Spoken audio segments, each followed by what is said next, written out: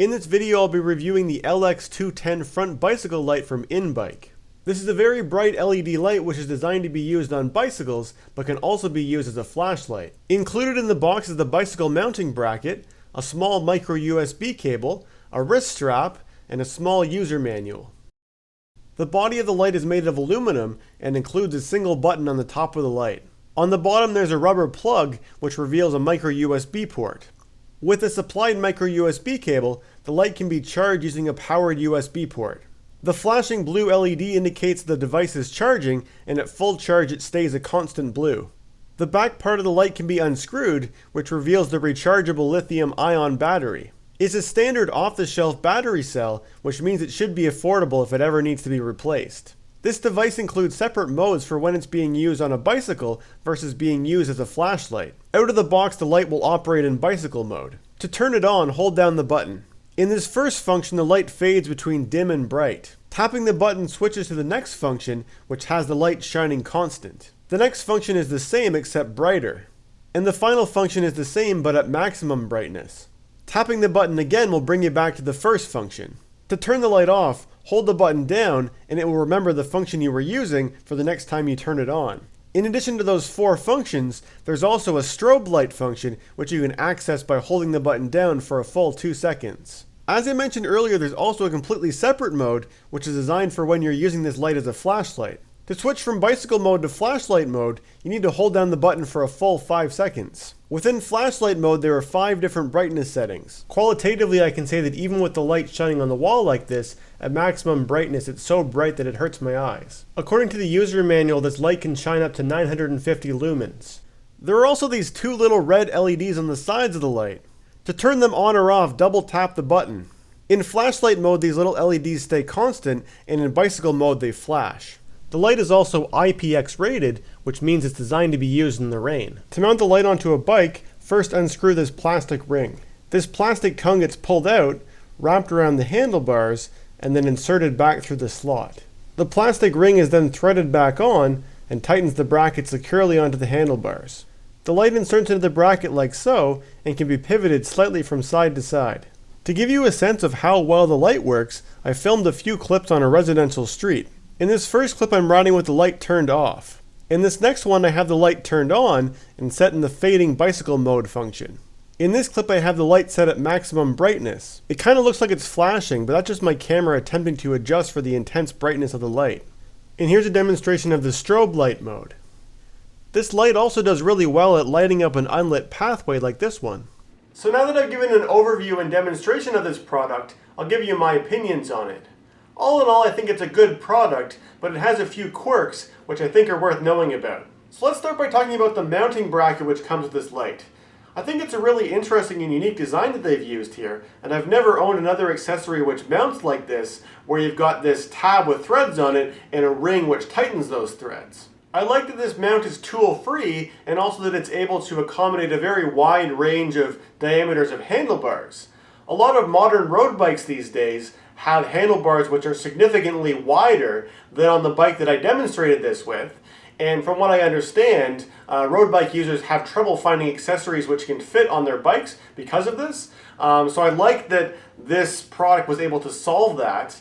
And from what I understand from the manufacturer, this bracket is designed to be used on handlebars which are up to 40 millimeters in diameter. The disadvantage of this adjustable design, however, is that if you're installing this on a bike which has more narrow or conventional diameter handlebars, you'll find that this plastic tab sticks really far out of the front, which might get in the way a little bit, and it also might not be the most aesthetically pleasing. However, if that's something that bothers you, you would always be able to just trim this off. I'm pretty sure it'd be pretty easy to cut through this little piece of plastic here and trim it to the right length. Of course, you'd have to be prepared to never be able to install this on a bike with wider handlebars if you did that. Another disadvantage of the design of this mounting bracket is that when you're taking it on and off of the bike, this plastic ring gets removed and becomes a loose, separate piece. And this is kind of a two-handed job when you're putting it on and off of the bike, and I see the potential of you accidentally dropping and losing this small plastic ring to be fairly high. So that's something to be aware of. You have to be very careful that you don't lose it, because if you do, then you will no longer be able to mount this bracket anymore. So next let's talk very quickly about the user manual which comes with this product. From the looks of it, you might be thinking there's a lot of information in here, but as it turns out, it's just the same information repeated several times in lots of different languages. That's an advantage because it means that this product can be used all over the world by people speaking different languages, but unfortunately the English translation is particularly poor in here, and I found it really difficult to understand what was trying to be explained in there. I found I had to read, each section 3 or 4 times to fully be able to, understand what was being said. And oftentimes I won't even read a user manual, but for this one it was actually particularly important because there's all kinds of hidden features in there which are really not very intuitive to know how to find. So I think they could have done a better job with their user manual. But the good news is that if you're watching this video now, you've already seen me demonstrate and describe how to be able to get to all the different features.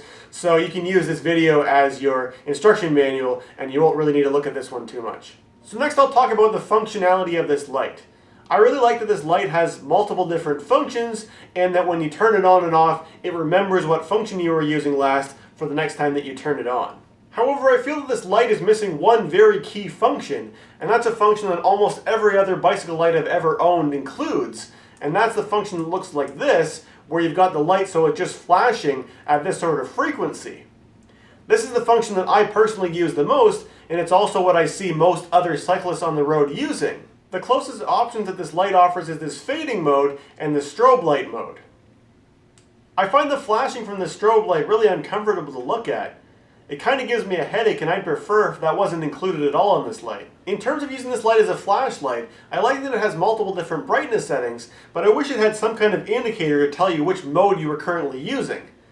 The reason for this is that a lot of the time when I'm using the light, I want to be able to increase the brightness to the maximum amount because maybe I'm looking for something and I want to, take full advantage of my full 950 lumens. So I'll turn the light on and I'll tap the button until I find that maximum brightness setting, but a lot of the times I'll go right past it and I'll have to keep tapping until I'm, eventually in it. I described earlier that this light, includes these 2 little, red side lights which you can turn on and off. They're designed there as part of the bike light, which is to make yourself more visible from the sides. I personally find that these lights are so dim that I don't think they're really going to make you, any considerable, measurable amount more visible. So I would prefer if those lights were instead, located on the top here, and there's 4 of them, and they were used to show you, between a scale of 0 to 4, which of the 5 brightness settings you are currently in. So to finish things off, I'll talk about my favorite thing about this light, which is that the battery is both rechargeable and replaceable. A lot of water-resistant devices these days, such as my smartphone, are designed so that the battery is sealed away inside and the case is glued together. Rechargeable batteries don't last forever, so eventually when that battery wears out, you pretty much have to dispose of your device and replace it with a new one. In contrast, however, I love that the manufacturer of this light designed it in such a way that the battery is very tightly sealed away inside, but that you can still very easily remove it and replace it. Now, I do own other devices which have replaceable batteries, like this camera, for example. This battery can be taken out and you can replace it with another one, but in most other devices like this one, the battery is proprietary. It's made specifically for this device, and it's made by the same company that makes the device. So when this battery eventually fails and I need to replace it, I've got to go back to the same company which made this to buy a new one, and the amount that they're going to charge me is probably going to be pretty expensive since they're the only ones who sell them. This camera, for example, cost $250 Canadian, and when I looked it up, if I was to buy a replacement battery for it, it would cost me $75 Canadian. In contrast, what I love about this product is that the battery which comes with it has no direct affiliation with the company which made the light. It's really just a standard off-the-shelf lithium-ion battery. So eventually when this battery starts to fail and I need to replace it, I don't have to go back to this company. I can just look online and very easily I'll be able to find one of these batteries to replace it. When I looked this particular one up on eBay, I could get a suitable replacement for only $6 Canadian. So it's really useful for, end of life for this battery, but you could also just buy a second one anyways and have it on hand so that if you're out riding and all of a sudden your light, runs out of batteries, you can just very easily, just replace the battery right there and then. It's very easy to take the battery in and out. So in conclusion, I think this is a good product, and as long as you're okay with the few quirks that I mentioned earlier, then I recommend it. If you'd like to buy one of these, check out the links in the video description below. Thank you to INBIKE for sending me this light to review. Hope you enjoyed this video. Please leave a comment below and let me know what you thought, and thanks for watching.